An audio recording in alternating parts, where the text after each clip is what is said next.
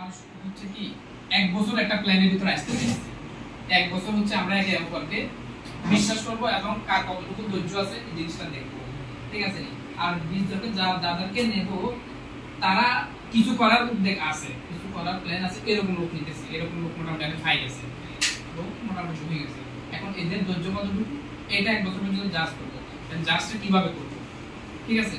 এখন এই একটা অ্যামাউন্ট সেটা যে শর্ট যেটা বলছিল 5000 টাকা করে যদি আমরা যদি একজন থেকে নিই 20 জন থেকে এভারেজে 1 লাখ টাকা করে আসে প্রত্যেক মাসে, ঠিক আছে?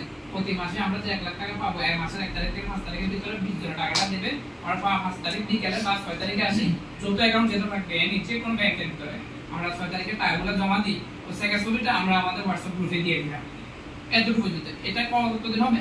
10 মাসে হবে।